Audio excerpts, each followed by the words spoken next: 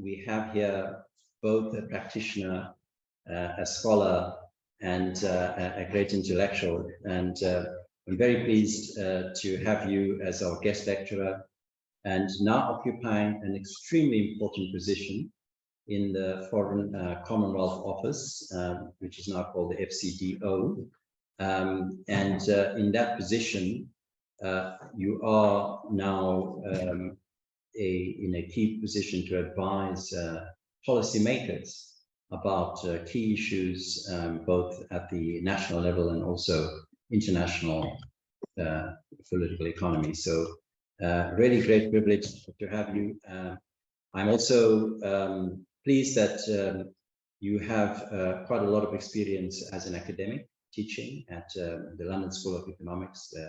You were an academic director there at the Public Policy School, and also served an important role in the International Growth Center, which is a large multi-country research project on economic development. And in that context, you have gained quite a lot of insights into the challenges of developing countries, including many on the African continent. So in our school, one of the key issues that we are concerned about is the relationship between governance and development. And indeed, Professor Khan comes with a lot of experience, having co-chaired a commission on fragile states. And no doubt you will have some insights on some of our governance challenges, both here in South Africa and across the African continent. So it gives me a great pleasure really to hand over to Professor Khan to deliver his guest lecture. We will have an opportunity to raise a few questions and perhaps enter into a discussion after his lecture. So those of you who would like to, perhaps you can, as the discussion proceeds, you can add your comments or questions to the chat, and we'll pick up the discussion after Professor Khan has concluded his presentation. Over to you, Professor. Hi, everyone. Thank you very much for the very generous introduction. After such a great introduction, we can only go downhill. I hope I do not disappoint you. I'm really grateful to be here. I've been eagerly looking forward to this opportunity to come to this illustrious school for a long time. Behind me is my old colleague, Alan Hirsch, who not only set up the school, but also we work together at the International Growth Center, and he had been inviting me to come over here, and it has been a long time coming. So thank you, Alan. Thank you to both the old and the current school establishment.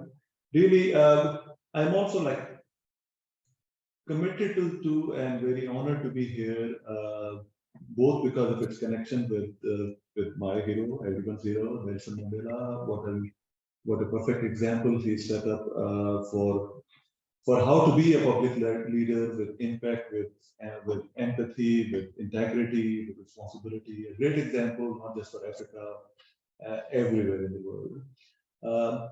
Also, because I'm excited because of connection to Africa. I myself come from a village. I was born in a village in Pakistan that doesn't look very different from a village in, say, South Sudan or any other part of the world. And now, having worked in about 15 countries in Africa, and in my current role, also engaging a lot with Africa, very mindful of both the potential of Africa and what is needed to unleash that potential, and the role that public policy students and leaders, all of you are leaders, already leaders. Hopefully, after this experience, you'll become better public policy leaders. The role that you will play in transforming Africa. And I personally do think that my career has involved working in and out of both as a practitioner in the world of public policy, but also as an academic trying to bring together these two worlds.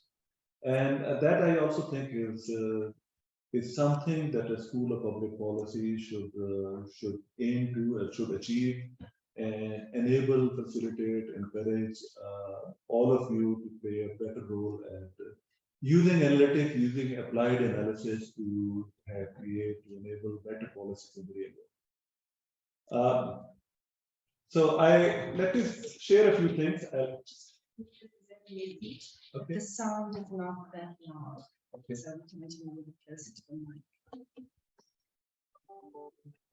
Thank you. Okay. Let me say a few things and then open up to your comments and questions.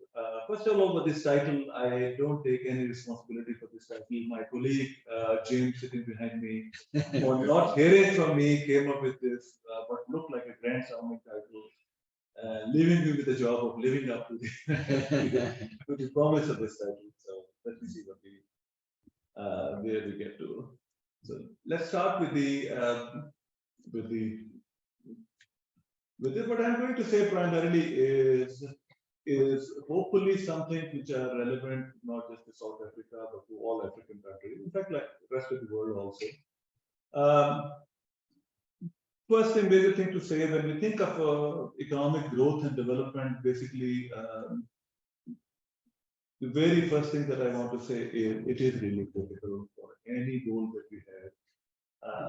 It may sound too obvious, but given that a lot of things that we hear about the world, about different objectives, even very worthy objectives like redistribution and other things, very worthwhile, but all of those objectives are also contingent related to increasing the size of the pie, having more development and more growth, better enable those discussions, because otherwise those discussions often become a zero-sum game discussion. So my gain can only come at someone's loss. That's a very, very difficult conversation to have rather than size of the pie and everyone gaining. How much they gain is more of a question of public policy redistribution, but it's really critical to increase the size of the pie. That means basically making sacrifices, making savings, investing in future. That also means what we economists call like structural transformation, changing the structure of the economy so that like we have reallocation of economic activities from less productive activities to more productive, either within the same sector, so agriculture, low productive agriculture to high productive agriculture, or across different sectors from agriculture to industry to other sectors. And one thing I think that's relevant for students and practitioners of public policy is, unlike the debate that we used to have in the post-Second World War and many, many decades, whether we need markets, whether we need states, it's very clear to everyone that we need both markets as well as states. Markets cannot function without an effective state. In fact, we think of both as complement. The exact balance may change across different contexts of how much does the state need to do, or how much does the market need to do, but they both act as complement. In fact, the most effective functioning markets only operate in places where state is strong, not where they are weak. And that is one of the first substantive comment that I want to make, which is the paradox of economic growth is that it requires states that are strong enough to enforce rules, but not so strong that they become exploitative and they can become coercive. In other words, states that are strong enough for enforcement, but also impose checks and balances, are subject to executive consents and checks and balances. And the paradox is the more checks and balances you adopt, the more powerful you become, because the power not only comes from the state's coercive power to enforce policies, but it also comes from people's willingness to comply with that power, that voluntary compliance, which is a function of state being subject to checks and balances. I think when I think of Africa, I think there's these two messages: states having more state capacity for enforcement, but also states being subject to checks and balances is, at least to me, one of the key factors that will unlock this potential of Africa. And politics matters, both for the right reasons in imposing these checks and balances, for providing public goods that are essential for growth and development, for facilitating what we call this process of creative destruction. So it's a Schumpeterian concept where growth happens when more productive firms come and enter the market, there are lower barriers to entry. But also unproductive firms leave the market, so there's exit, there's entry and exit from the market. And politics can both enable this process, so politics works greatly when it is an enabler of these processes. But politics can also block these processes when those who lose out from this process block reform that will be for collective good, but the losers of the reform or potential reform are opening up other things, wouldn't necessarily want this. And we want politics more to be in that enabler, facilitator role, and less, and not so in that other role, blocker of reform and distortions. And unfortunately, in Africa, we see examples of both. We see states which are doing, and it's not just true for Africa, and it's not just a developing country issue. You can go to any developed country also. We see similar examples. I'm just focusing on Africa because I see huge unrealized potential of Africa. So that's why I'm focusing there, but it's not an Africa specific issue. Let's go to the next slide. So I'll just say a few words, subject that I have worked quite a lot and still working on. In fact, I teach a course on this at LSE and previously Harvard with my colleague Tim Wesley, which is about state capacity. How do we build state capacity? What does it mean to have state capacity? In order to have markets that provide basically production and raise the standard of living and produce economic growth, we also need to have effective states. As I said earlier, market cannot function without effective state. And that means having state capacity to provide public service, enforce law, regulate economic activity, all of those things that are needed to have a model to basically unlock the potential of economic growth. And that, as I earlier mentioned, to me, it looks as both a combination of not just enforcement, so it's not just the coercive power of the state, a state that is powerful enough to force everyone to comply with the laws, but also has compliance, and I mean quasi-voluntary compliance. With political scientist Margaret Levy, whose work I appreciate quite a lot. So it's compliance in the sense that it is not only citizens who have voluntarily comply with the state, which is a function of having a trust in the state, having a social contract that works, having state using its power, coercive power, monopoly over violence and other things. For instance, the revenue it raises for building a common interest state, for building a common purpose state, using that power for collective purposes and not for narrow, selfish, vested interests. So this compliance is a function of that. In an area that I work in, taxation, so about 100 years ago, like where Africa is now, is where developed countries were about 100 years ago. South Africa is much further. But many countries in Africa, like roughly 10 to 15% of GDP collected as taxes, is where developed countries were 100 years ago. And today, most of those countries are like collecting something between 30 to 50% of GDP as taxes. And that's not just a function of having more enforcement, having more policing power, but also spending those wisely on public good, creating a welfare state where citizens would also want to comply. And I call it quasi-voluntary because it is also an equally good response to also having enforcement. Citizens being willing to comply because they see the benefits of complying with taxation, rules of the state, policing, everything. But also knowing that the state has this power of enforcement, so this is an equally good response to both things. Voluntary compliance, but also seeing enforcement, that the state does have the power to enforce these things. So the question is, how do we build this state capacity? South Africa is a great example where it has done quite well. Power to tax roughly 25% of GDP. So there is certainly more that could be done, but many other places in Africa do need more of this. And let me give some examples from experience of other countries in terms of how they have dealt with this problem of what I would call building fiscal capacity, which is the concept of how do we raise more revenues. So in the words of my colleague Tim Wesley and Austin Person, they would say that the challenge of development partly lies in how does the state go up go about raising or increasing taxes from roughly 10% of GDP to something like 30 to 40%. And it's not just about revenues, as I mentioned earlier, because in the process of raising revenues, you build a modern state which is also accountable, which is also spending on public growth and welfare states and everything.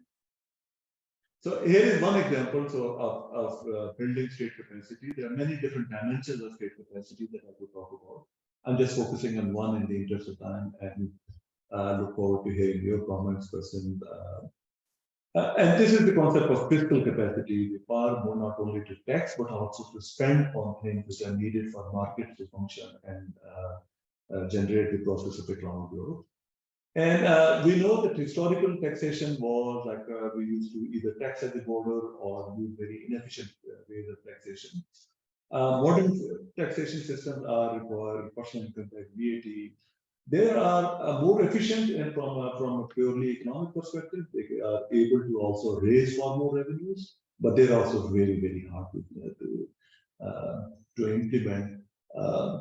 If you study when you study optimal taxation, the challenge there is even in the first best world like in developed countries, it's hard to design taxation policies in a world where we can observe certain things, not other things.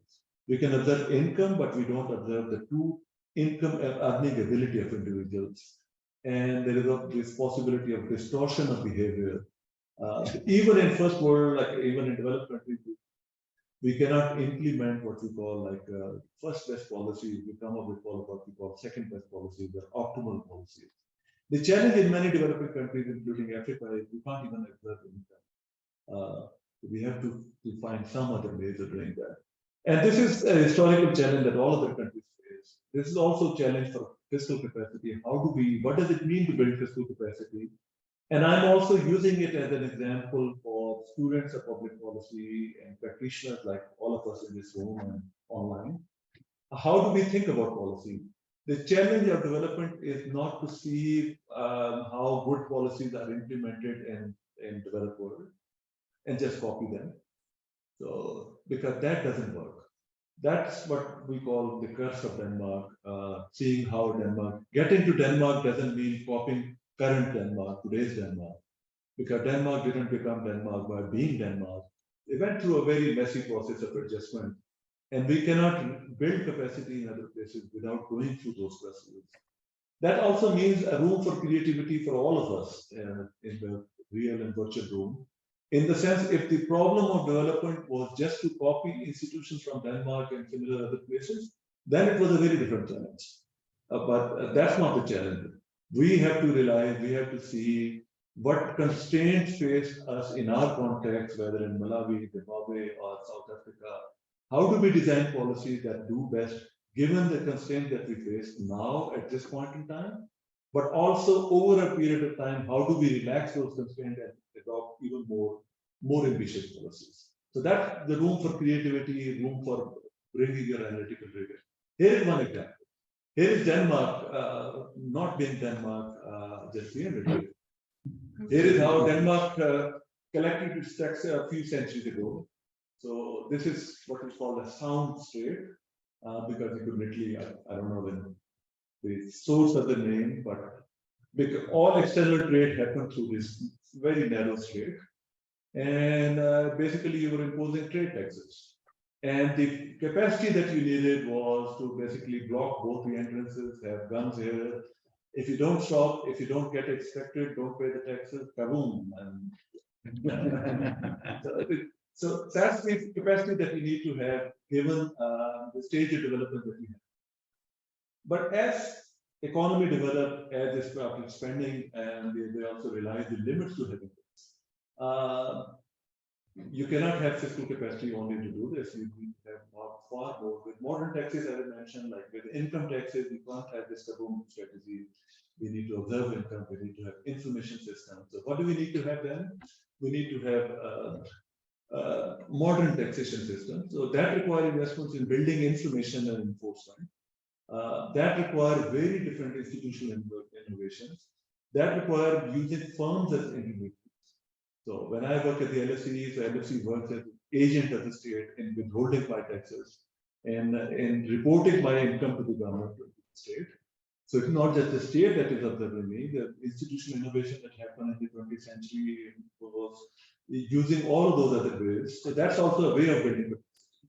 That also means building widespread information system that deal with that capacity challenge, formal registration of businesses, but also on the, not just on the information and enforcement side, but also on the compliance side, by building welfare system, by functioning social security system. So when Denmark went from roughly like 5 to 6% that you could get like from that state of the world to now collecting like in certain years it was collecting up to 50% of the GDP as taxes. So how could it do it? Partly through the information system and enforcement, but by also setting up a welfare system that encouraged citizens to have trust in the state and to see that my taxes are being paid for, are being used for a useful purpose. And here is one example of how these two factors, this is again from Denmark, from my ex-LSE colleague Henrik Leven, his work. Here on the horizontal axis, we have fraction of total income that is self-reported, and on the vertical axis of how much of that income is evaded. So, and the scale goes from 0% to 100% in both cases. How did they measure it is a separate question. I'm happy to get into it. But suppose for this purpose of this, like, take my word, they were able to, at least in this experiment, were able to measure it. Now, if all the income people had were evaded, we would be on the 45-degree line. And now compare this, like, of the income that was third-party reported, so not just by the individual themselves, but by some third party, LSE in my case, independent of whether that is a small, so that's the black line, dotted line at the bottom. So independent of whether that is a small or a big proportion of your income, there is no evasion from third-party reported income. So that just shows the power of like third-party reporting. This red line is the income which is self-reported. And when it is a small proportion of your total income in Denmark, up to about 20%, so 0.2, almost all of it is evaded. When it becomes a growing part of your income, some part of it is still evaded, but not all of it. Even when it goes to 100% of your income, about 50% is evaded, about 50% is still reported. Now one could have like a glass half full, glass half empty type of argument here. Even in Denmark, they're evading 50% of their income. Yes, that's one way. That's the view also. The title of the paper is Unable or Unwilling to Cheat. And the message is basically most of the people do it because they're unwilling to cheat. When given an opportunity, people even in Denmark are able to, are willing to cheat. But I can think of many other contexts when there was no third-party reporting, perhaps the level of evasion would be 100%. We do see 50%, so that's the full type of. However, I think the bigger message there is it doesn't matter for Denmark, and that's the next line, because the portion of the total income that is third-party reported is less than 3%, so 2 to 3% of the total income. Even if a little part of that is evaded, it doesn't really. Now, think of like, that's true for most of the Denmark is way up at the left top corner, as you can see. The challenge with many developing countries is they are at the right side of the situation where much of the income is third-party reported. So even with a similar level of compliance as Denmark, the potential for evasion is much, much bigger. So that, I think, what I'm trying to convince you is means building fiscal capacity means building both information system, having the relevant capability to enforce based on those information systems, but also doing things on the trust compliance side, spending that enforcement capacity, spending that income on things that citizens want. We can't have a kleptocratic state where people wouldn't want to pay taxes because they wouldn't want their taxes to go to some offshore account. So both sides of those situations are important. Next slide, please. And this takes time. Getting to Denmark doesn't take one big. It takes time, it takes creativity, it takes analysis, it takes building actual state capacity. That's required for every one of us in this real virtual room of practitioners and students of public policy. And that's how exactly it was done in OECD countries. We look at Denmark, so the left side would be when they started introducing modern taxes compared to traditional taxes of the type that I showed earlier. And it took 30 to 40 years for them, for modern taxes to become a major part of their total tax rate. Similarly, in other countries, Germany, United States, and France. That was a period when they were also experimenting, they were tweaking the system, they were doing micro reforms. So that's another message that I'm taking. There's a lot of debate about big bang, macro reform, and micro reform. In my view, both are needed. Here's one example. So if you think of big bang macro reforms as announcing a policy, so that happened in each of those countries 30, 40, 50 years before they actually those policies were effectively implemented. A lot of what was happened during the intervening years was building capacity, micro reform, tweaking the system, building information system, building enforcement. We need both of them. So macro and micro reform both, I would argue, are complementary. Let me go to the next one. How I'm doing time, I don't want to spend too much time on leaving that time for people to come in. So I've already said this, third-party reporting can matter. It creates conflicting interests that help establish the truth of the information. And one design challenge for all of us public policy practitioners is, especially relevant for Africa, is at a time when we don't have huge coverage of third-party reporting, how do we design audits and penalties and other enforcement mechanisms so that they are effective even without wide coverage of third-party reporting? And at the same time, how do we slowly, gradually increase coverage of third-party reporting?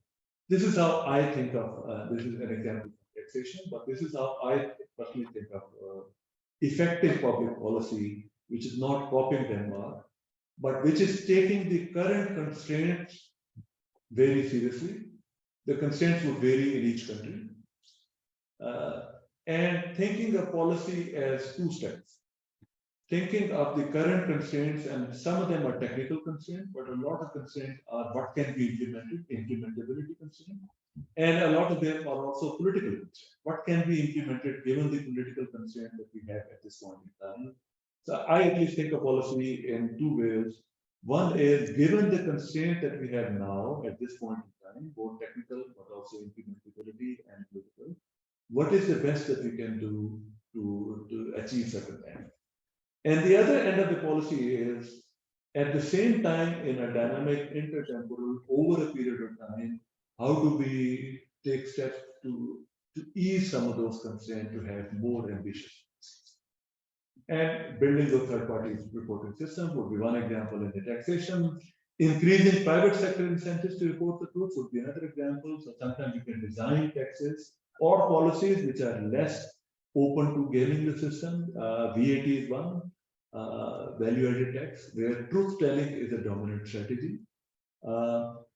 This also means one consistent, like one message that I am repeating on, is also doing things on the political side, building trust in the state, building a social contract that requires people, that needs people obey the law, pay their taxes, are good citizens, but in turn also expect the state to deliver its part of the bargain and hold the state accountable for that. Both of those are needed. And we see in the case of taxation and fiscal capacity, both go hand in hand.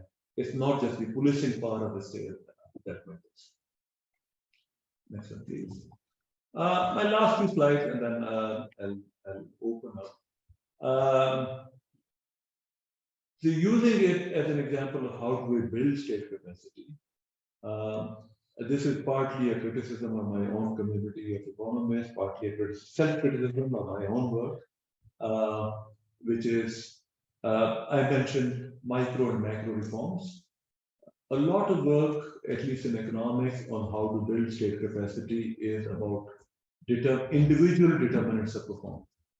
Thinking of organizations, thinking of the state How do we select, recruit, motivate the right type of people to join the state or another sectors? How do we provide them the right incentive, both financial and non-financial? How do we set up audit, monitoring, and other mechanisms? I think all of them are important, and we have evidence that those matter. My own work is also in that vein. Working with it, my own work involves working with the states to co-design innovations that are then implemented at scale, and then learning over time and taking those feedback loops seriously in order to refine policy. But at the same time, thinking of state public sector organizations and other organizations as systems. Those are systems and not just individual collection of individuals. That means we need to take seriously those questions of coordination, aggregation, and critical accountability also seriously. An organization as a system in which one person performs and the other part of the organization undoes the work of the other part wouldn't add up. So aggregation wouldn't add up where different parts of the organization are working at cross-purposes. It wouldn't add up if the work involves one part of the organization or one part of the system to build on the work of the other system. So think of an assembly line as a metaphor. Or think of like a O-ring as a metaphor. Some of us in the room are old enough to remember the Challenger shuttle in 1986, where the spaceship Challenger blew up, unfortunately killing a lot of people. And it turned out that 1986, it turned out that the whole thing everything was working very well. The thing that failed were those tiny millimeter long, like those O-rings, which failed and setting up a chain reaction that failed the entire system. So using that as a metaphor, Michael Kramer wrote a paper on O-rings, on how coordination mechanisms work, how systems require different parts of the system to work. And in many systems, if one part of the system fails, it can fail the rest of the system. So Michael Kramer, for those who don't know, is a famous economist, now at Chicago, at Harvard, won the Nobel Prize in economics a few years ago. Has also worked in Africa quite a lot, in Kenya and other places. If for the type of thing that you are interested in, it may not be true for every single case. It may not be true, for instance, for teachers. If I'm a teacher at a remote school, my work matters, and maybe those coordination other things do not matter as much as in other sectors. So it depends on the task that you're thinking of, depends on where and what organization you're talking about. Those system-wide challenges are more important in certain things, in certain contexts, less important in others. Similarly, political economy context is more binding in some contexts than others. But where it is binding, then it makes reform very difficult, because then we need to have system-wide reform. Micro reform may not work. But at the same time, we also know that incremental micro reform do work. There are lots of evidence. One question for public policy practitioners that we are all here today is, when do we need macro reform? When do we need micro reform? When can these be more effective? And I only provided one example from the world of taxation, introduction of micro taxation. At least that example shows we need a combination of both. It's not just big bang macro reform, system-wide reform. We also need tweaking the system, building on the system. So you can think of your own context of how much of these are binding over time. My last two slides just come from just an illustration of why a system-wide perspective would matter. This comes from a paper that we wrote, Tim Besley, Robin Burgess, who and me wrote Bureaucracy and Development is called. And so even thinking of bureaucracy, so normally we think of bureaucracy, at least mostly the work in economics, as thinking of it, unpacking what happens in this black box or this box on the left-hand side within one ministry or department, what I call Department A. So a series of what we call principal-agent relationships. So senior policymakers trying to hold junior and then ultimately frontline providers accountable for performance. So that's what most of the work has usually focused on. Whereas the systemic perspective also tells us about coordination, aggregation between different ministries, tasks would require. For instance, health outcomes could improve not just because of the work that the health ministry does, but a lot of work that other ministries do in terms of education, in terms of nutrition, maybe building roads that people can do, many other things. That improving the health outcome is not just a task of the health ministry, but also in terms of like for a bottom-up accountability to citizens, relationship with firms and NGOs. But ultimately, all of them are embedded in a political economy, accountable to politicians, whether elected or not. Let me come to my last slide and open. And this is again like something that is hopefully relevant to all of them, all of us. Again, my ideas, and happy to hear from you about how you think about it. Is about where do new policies ideas come from, and basically it is based on the principle that policy reform doesn't mean taking a punt at one big macro reform, because if that was the case, that would be too risky. More often than not, policy reform, even done with the best of intentions, can fail. So, as you know, there's a Chinese saying, a journey of 1,000 miles begins with a single step. So, another take on that one is that step better be in the right direction, otherwise we'll never get to the end. But my take on that take is, it doesn't really matter whether that step is taken in the right direction or not, so long as we have a course correction mechanism so that for each step we know, are we going in the right direction? Even if you are not going, we can undertake course correction. That means a process of learning and course correction both. That also means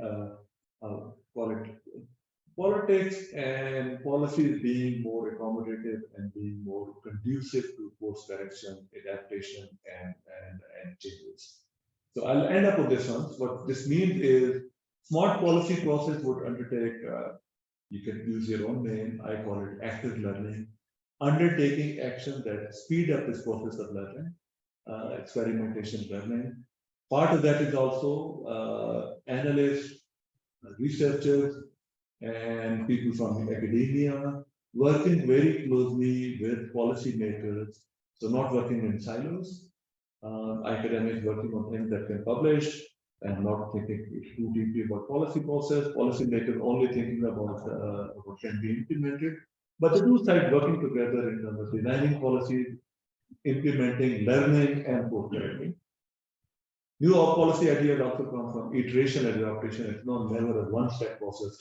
It's a process of iterating, course correcting, and by adaptation, I mean changes in capacity, changes in how things are implemented to be able to adopt that learning into automation processes. It also comes a lot from policy and political entrepreneurship, bureaucrats, policy actors, politicians who take risks, who undertake policy entrepreneurship, are under the right circumstances are valued by other parts of the system. So think of the complement from the private sector. If you innovate in the private sector, there are concrete price signals, so you tend to grow big. You could take up the metaphor from the Silicon Valley, you build from something from a garage, many of those firms fail. Those who succeed can grow very big. That's maybe a too simplistic story, but like the part of it is relevant is markets both provide benefit, encourage, reward entrepreneurs, but also provide them with the right incentives. And those incentives come from price signals and other signals. How do we build those signals in the public sector and in the political sector is a big question. How do we reward good policies? How do we ensure that good policies are also good politics is a big question. Throughout the world, also relevant for Africa. Last thing that I will add is bureaucracies are not known to be risk averse. And that's not necessarily, sometimes maybe it's a function of selection of who opts to be a bureaucrat. But I also think that mostly it's a function of the environment and not of the people. It's a function of the environment because the environment doesn't encourage experimentation and innovation. The environment encourages risk aversion because mistakes are costly. Think of one example which is also relevant, came up a lot during my interactions with policymakers in South Africa and in rest of Africa also, procurement. So our procurement rules are often made, they're often not made with that intention, but they often work in practice in a way that they discourage the honest people from acting because they are too risk averse. But they do not discourage, unfortunately, the dishonest people from exploiting the system. How do we correct that? To me, having mistakes is a great thing, is to be celebrated so long as we can discriminate between mala fide and bona fide mistakes. Anyone who experiments, innovates, has public interest in mind, will sometimes have mistakes. And if those mistakes become bona fide, we should encourage, celebrate them, learn from them, course correct. If those are mala fide, we should have ex-post accountability mechanism to sanction those. Let me stop here and open up to your comment. Thank you so much. Thank you to Professor Adnan Khan. Really, for me, it's been a great privilege listening to you. Could have continued to listen for another hour without getting tired, because really what we've heard is years of wisdom accumulated, both in practice and theory. You can see the multidisciplinary nature of the insights that Professor Khan has introduced in his thinking, drawing on economics, institutions, political economy, systems theory. So his engineering and political philosophy really comes into play. But really very relevant, particularly for developing countries. I think that we're really fortunate to have someone like you in the heart of the OECD, because you bring, I think, the perspective from developing countries, pointing to the fact that many of those countries sometimes should reflect on their past when they try to understand the current challenges that many of us face in the developing world. So you've really drawn us to think about, I think in most of what you had to say, what I drew was balance and nuance, and also innovation and creativity and learning by doing. So it reminded me very much of myself back in 1994 when I joined the government and Alan Hirsch, when we really had to learn by doing. And we made many mistakes. We made many mistakes. I hope we learned from them and reflected on them, but we certainly made a lot of mistakes. But certainly in the first years, I think we did take a lot of risks and we did leap forward in many respects. But as we now know from our experience in South Africa, that we have indeed made a lot more mistakes in the last few years, and there's still a need for us to reflect on those mistakes and course correct. So the hope is that we can course correct, and but the challenge is really to implement those corrections. And but you've really drawn us also to the need for both the micro reforms, but you point to the need for systems coordination, and that's one of our great challenges that we observe. That you know, it's the systems coordination increasingly, as many of our challenges are complex. They interdisciplinary. They require government departments with often work in silos to not just talk to each other, but coordinate their efforts and implement strategies of government policy and programs in a coordinated and coherent way. And I really love the examples of taxation that you draw from Denmark, the curse of Denmark, as you call it. There's quite a lot there for us to reflect on. So thanks very much, Professor, for really giving us quite a lot to digest and to reflect on. Let me open the floor to colleagues who are online and those of you in the room, if you want to pick on any of the points, make some comments, or just ask questions, and really in the spirit of a dialogue and this discussion. No hands up. No hands up yet? Yes, sir. Please say your name and then ask the question.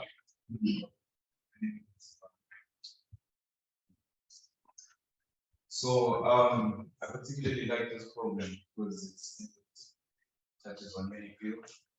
I myself have experience in regards to civil society, and that's where my experience goes from. And one of my favorite quotations is Mao Zedong unified China, Dong made China rich, and Ping made China strong.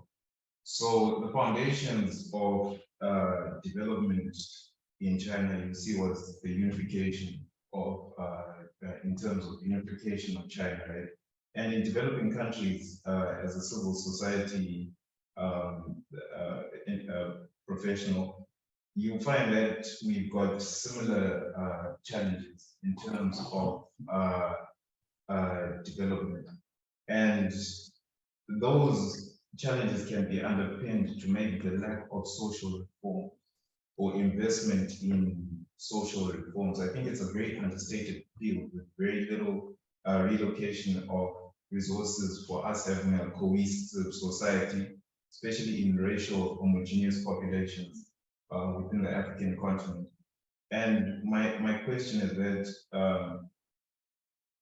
this leads on to like a lot of ethnic wars, a lot of political parties drawn on ethnic divisions. So the state that it really is not unified when it's addressing some of these economic reforms that you're speaking about. What then can we do as developing nations to address these ethnic reforms? Because you see with South Africa, the combination of private property rights, good governance, and also the willingness of stakeholders to make the country prosperous, as well as, I think, a very understated aspect of the ethnic stability that existed, as it was commonly referred to as the Rainbow Nation. And us as outsiders, we always love to see the cohesiveness that you could be Xhosa, you could be Zulu, and there was some sort of cohesive society. And many of other African scholars, we don't come from that dimension, and our political parties are then drawn in terms of ethnic groupings, which then, if we are to pursue sustainable development in the long run, or stable economic development, how do we merge the two together, and what sort of reforms can be put in place for other African countries or developing nations? Reflecting question, or do you want me to respond? If you like, Professor, maybe you can start with that one, and then we'll collectively move. Yeah, but thanks for the question. It's a great question. My take is that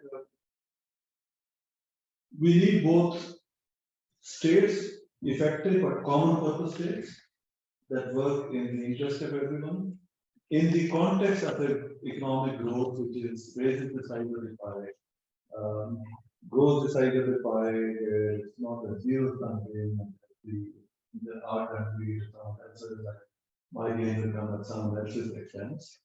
But also that where I do think that that's some great thing, but where the China example may not be fully relevant is where you have states with institutional checks and balances. So that's what modern institutions do.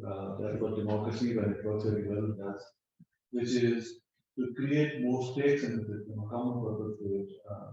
That's why, like, there are examples from history of authoritarian governments achieving economic growth, and sometimes like outstripping the economic growth. The real deeper question is how stable that is. And for Africa in particular, given the multi-ethnic nature of it, I think the distribution questions are as important. as a question of efficiency and that's institutions, that's like democracy, that's like a rule-based order that gives everyone a stake in the system. That also means having a common identity whereby ethnic and other identities become less salient, whereby losing power doesn't mean you lose everything. If loss of power means you don't lose everything, then it becomes a big stake that everyone wants. There's a big prize that it's a winner take all type of war, either an election or otherwise a civil war or conflict. Every group is fighting to take that big prize. That's not a good state of the world. What you need to have is that's why like checks and balances. That's why at least that's why we also see from the data is strong states are those also which also constrain, which also build this common purpose narrative, build institutions that put constraints on the power. Thank you. Thanks for that great question. Are there any other comments, questions that colleagues would like to ask Professor Khan? You can write it in the chat if you wish to, because we can see it. Otherwise, you can raise your hand and we'll let you ask the question.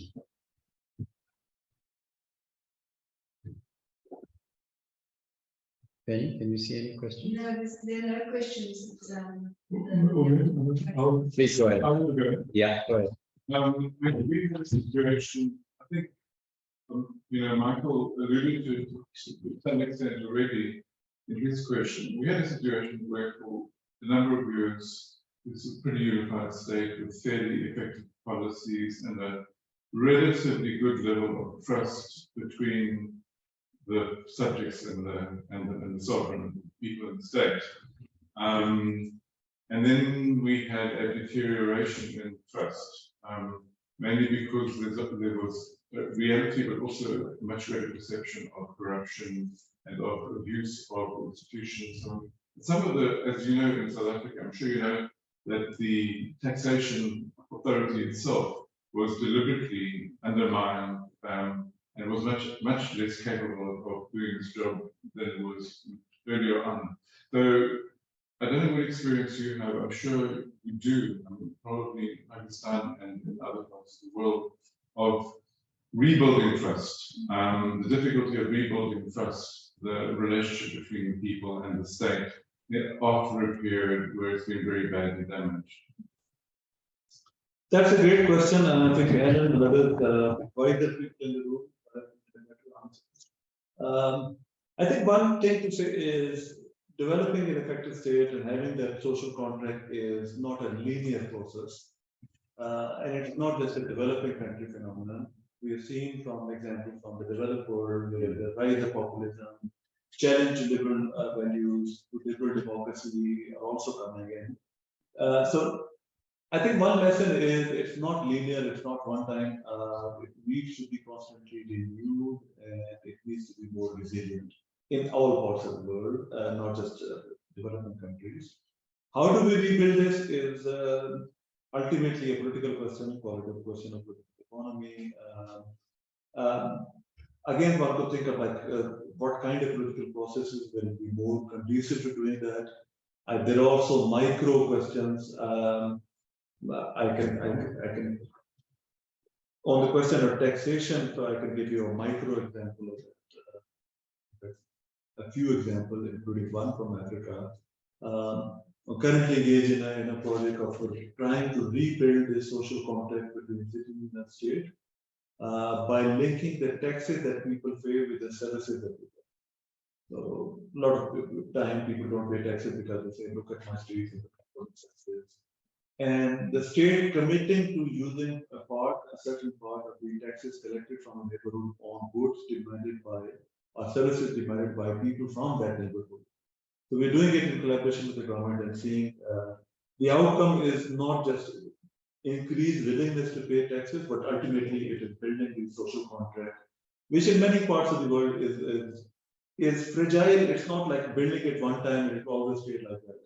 because you see people getting more and more like parts of the social classes opting out of the system. So if you have like rich classes or other classes, it happened unfortunately. I think that's in South Africa, about people buying their own security services, their own education, and their health services.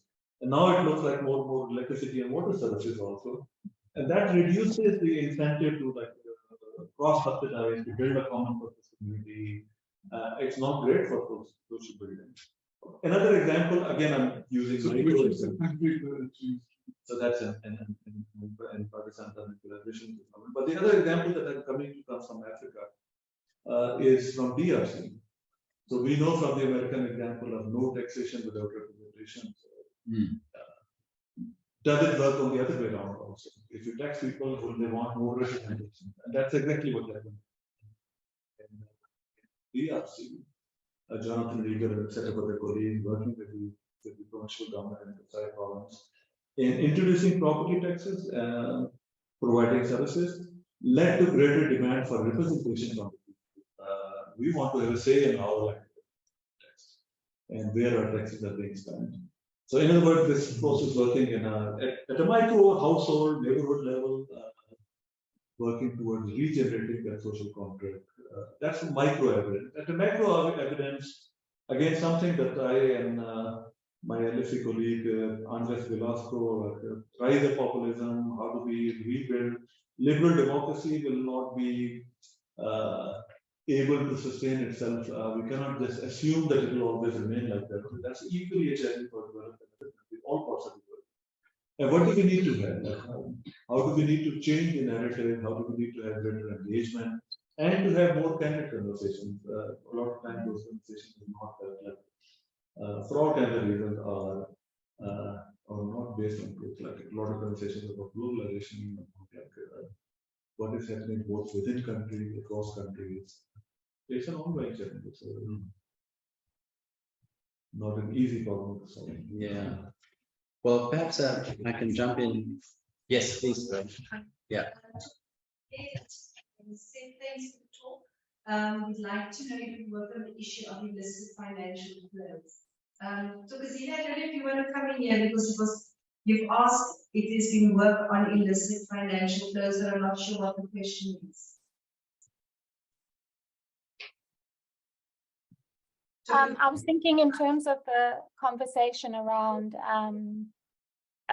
compliance, and this is a huge issue, as we know, around the amount of resources that we're losing on the continent due to illicit financial flows, which is primarily, partly, illegal behavior, but it's also. Please, we can't hear. It's coming from the laptop. Just give 1 second. No, I don't know how to.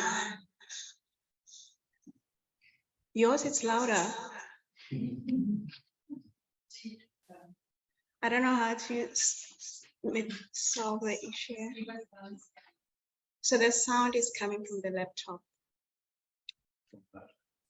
From the laptop. Okay, try again, Tokozin. Okay, it was just in terms of the no. You can go ahead. In terms of compliance, so the question around compliance, and so I was just curious if the Prof has done any work on the tax dimensions of illicit financial flows, given the amount of resources we're losing both in South Africa but on the continent. Okay, thanks, Yoko. From what I understood of the question, illicit financial flows and compliance in relation to South Africa, and maybe you're also referring to the current, I don't know, grey listing, if this is related to. I personally have not done work on this question, but a lot of other people have. The only work, and not academic work, but we did work on this question, like context of the facility work that we illicit financial flows, how do they undermine state capacity, and frankly, I think a lot of role has to be played by developed countries in terms of like making it harder in terms of creating those registers of beneficial ownership in order to and also creating other mechanisms. Also, a lot of work to be done in countries like South Africa, in not just, the same as the Denmark example, not just having laws and rules in place to deal with this. They do exist in South Africa and many other parts of the world. The challenge is, how do we implement them? How do we have a robust implementation mechanism? Because in equilibrium, enforcement only has an effect on people complying if people really believe those laws and rules to be credible. And that credibility comes from assurance that these laws and rules will be applied and there will be prosecutions. That requires obviously actions to be taken at the level of developed countries, globally, global cooperation, tax transfer pricing. There are many issues that require both global, cross-country, tax avoidance and others, but also within country. I think the within country challenge is less about implementing rules, adopting rules, and more about implementing. And some of them are about building global information systems. And one thing that I heard in my conversation is it also takes a lot of capacity to be able to, and not just political willingness, but also capacity to be able to both investigate and prosecute these financial crimes, which those are not easy enough to do. And again, that came up in as one of the things that UK and possibly other countries could help with, because that's a very difficult area in terms of both information and having. So it's not just about politics, it's also a lot about building the relevant capacity to be able to do that in a manner that we have final outcome, prosecutions, or other outcome that actually have a deterrence effect because they are considered as credible. There are two more things, but I'll Please. Is it Go ahead. Okay. So there's a comment by Sibyl. Sibyl, I see you still on. Do you want to raise your comment or do you want me to read it? It may be better to have your voice in the room.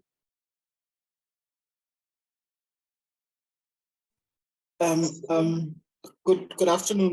Good afternoon, Prof, and everyone at the school. Opportunity, you can just read it for me. I'm having Wi-Fi difficulties because of load shedding.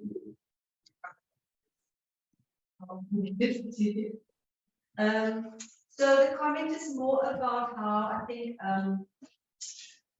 state capacity building is thought of, and he says the challenges in South Africa is what's the role of the state in economic development, and so how is that factored into how state capacity building is thought through. And the example given is that in South Africa, state capacity building is mostly interpreted as administratively efficient government without reflecting on the productive capacity and industrial transformation. So he says he thinks that most developing countries take the same track. So that was a comment. And then there's a question from Pat. And so the crux of the question from Pat is she goes through, and I'm going to quote this now. According to Ronald Reagan, government is not a solution to our problem. Government is the problem. Government does not solve problems, it subsidizes them. Government view on the economy could be summed up in a few short phrases. If it moves, tax it. If it keeps moving, regulate it. If it stops moving, subsidize it. Which stage do you think we are in trouble?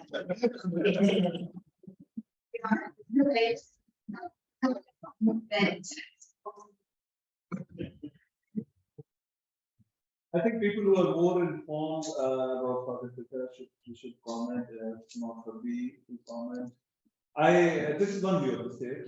By the way, like even going to the original statement, that's one view. I don't know to be expert to that. I do think that state and government can be a problem. It doesn't necessarily have to be, and there is no state of the world where you cannot not have state. We do need to have effective state and effective governments, even for the markets to function. Where the exact balance is, whether we have more state, like we have, even in Europe, you have the Nordic countries where have much bigger footprint of the state, and you have other countries where we have much smaller and more footprint of the markets. But you do need effective governments and effective states. Where this comment is exactly right is where we, even in economics, we can typically think of market failures. We think of policies to be designed to deal with market failures. And those market failures would be lack of information coordination. There can be many market failures. Where this is spot on is there are also parallel government failures. Focusing on market failure doesn't mean government should be doing everything. So there's no natural assumption there that things are taken over by the state or by the government, they will necessarily be more efficient and better. We've seen enough examples of government failures, and it's an empirical question of whether in a particular country government failures outweigh market failures or not. I don't want to. People who are more informed. Ideally, we need to address both. Yeah, perhaps another question, Professor, I'd like to just put on the table. One of the lessons from the South African experience, certainly for me and many of my colleagues, is that we've accepted the system of governance, which is, if you like, a liberal Western democracy, has given us a Bavarian state where once in 4 years or 5 years we all vote and we elect a political class, and then we leave it to them, the executive, working with parliamentarians, to govern us, the citizens. And we now realize that actually we can't really trust the government with this complete power, for the next 4 or 5 years, because they don't necessarily understand all the full dimensions of the challenges the citizens face, or they constitute an elite which is somewhat disconnected from the popular sentiment and interest. And so, we need, perhaps, this is my first point, is that to think about a more participatory system of governance. And I speak from a South African experience, but perhaps it's a more systemic problem world over. But in a developing country context, the second reason for active citizenry perhaps is even more important, where, in most parts of the continent, there is very little, as you mentioned, tax.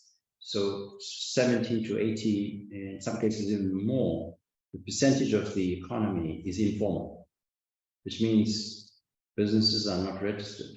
They're not paying tax.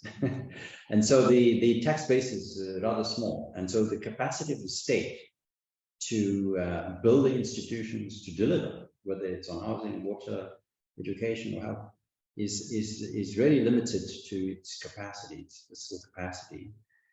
And in those situations, especially, you have the resources of the people. The need to draw, the capacity to draw on people to actively participate in delivery. Now, even in a more modern state like South Africa, in the health services, we've had a period where NGOs and civil society institutions were playing an active role in the delivery of therapeutics for AIDS, and because the health system couldn't cope, and so you had a complementary, a partnership, if you like, between civil society institutions and the state, and they both became much more effective in the delivery of that program. And in many other parts of the continent, that kind of collaboration between community organization, I think, in security, for example, it could make a huge difference, if citizens became more engaged, because how many police can you afford to pay? Is there not or is there some thinking, I don't know, in the academic literature, on rethinking the participation of citizens in the state between elections? These are both great questions. So on the first question, I think we all come to a realization, called the end of innocence, a belief that democracy will will generate good outcomes in all states of the world is not where we are. We know that democracy and modern states are not a linear process.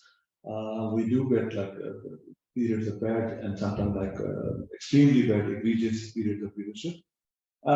One test of the maturity of the system is whether we have institutions that are able to withstand temporary leadership, bouts of bad leadership. So that's one test. Again, will not be fully resilient. And that's not just a South Africa or a developing country or an Africa problem. We also see it in other parts of the world. The challenge is also like, yes, we could say democracy is a function of checks and balances, institutions. It's also a question of who do we elect, like good and bad leaders. Ultimately, it's also a question about like leaders also work, they're based on their own incentives. Ultimately are driven by what are the median voters or what the voters want. And we also know that one could take a different political and market failures in the voting process also, that it make it too subject to short-term fluctuations, short-term sentiment sometimes short-term like periods of the business cycle. And again, I think how do we reinforce that, make it more robust and resilient, is again a global agenda. It does mean having more robust institutions. It does mean having more robust political parties that are able to do this. It also means having more competition and other parts of the ecosystem in a democracy, which is not just political party, whether it's the media or other parts of the organization that play this. I'll give you one example from no country in the world, and the recent experience in developed countries, including UK, is also example, is immune to not making mistakes. The question is like how quickly and how at how much cost are those mistakes both recognized? In other words, what is the error correction mechanism and how it's not that they are completely immune to this, but does the error correction mechanism and in more robust, relatively more robust, think of UK and other countries, that discipline doesn't only come from the voters, that also comes from markets. Markets punish if they see a bad fiscal policy or bad.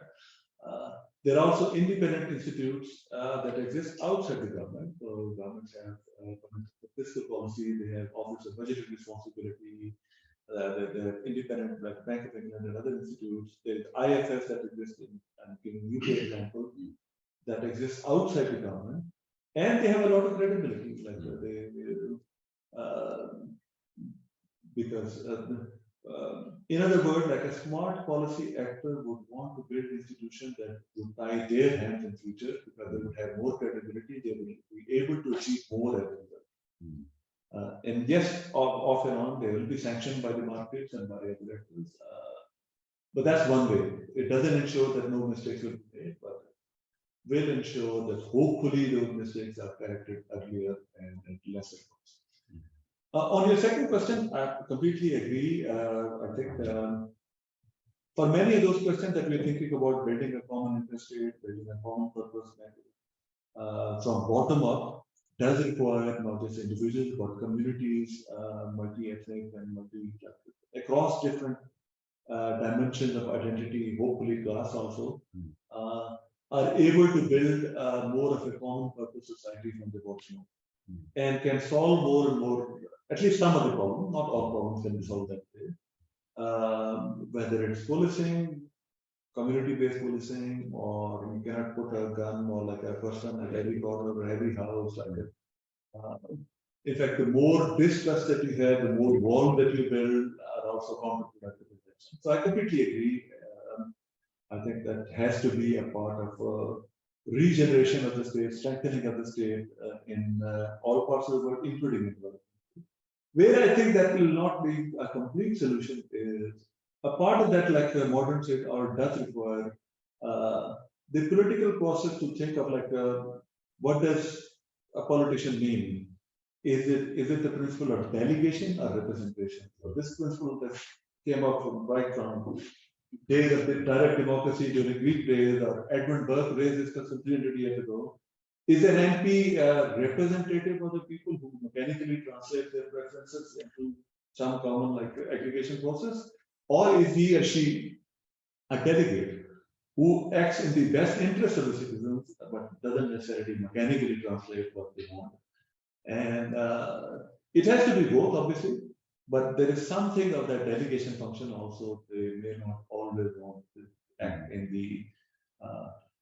the temporary preferences, a temporary or like short-term preferences of a temporary budget. That may not work very well. So it does require having some expertise and taking the longer-term interest in mind and not just being run by the current fad of fashion that may exercise majority at some point. Yeah. Yeah, no, thanks very much. That's really insightful. And clearly, I mean, a lot of certainly our own experience in South Africa, a lot of our learnings about democracy came from the trade union movement, where, you know, there is at least a simple process of delegation and referring back continuously to the base, which is the workforce, and so shop stewards learn that as the first principle, that you get a mandate and then you have delegated power.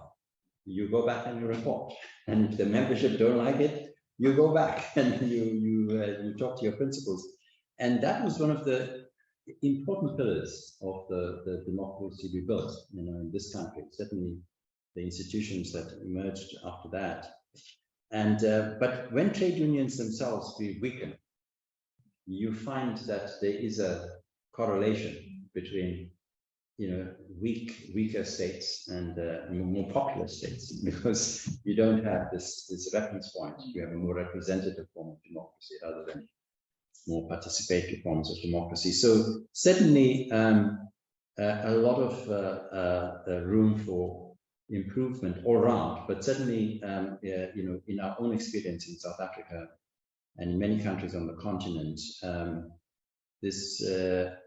is a lot of room for rethinking the democratic process, but also institution building and how we can make more resilient institutions, more democratic institutions. So thank you so much.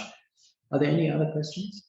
No, well, so thanks so much. I think that you've really given us an enormous amount of ideas and reflections on your own experience, but also the concepts that emerge from the literature. There is a rich literature in this area.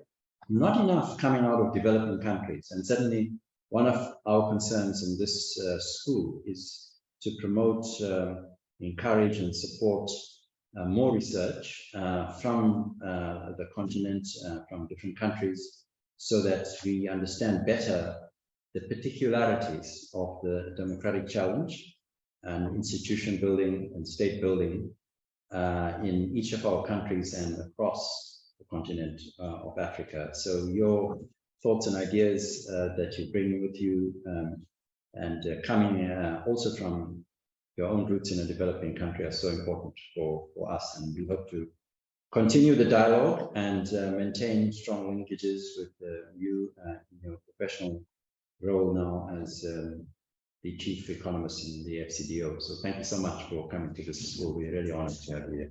Thank you.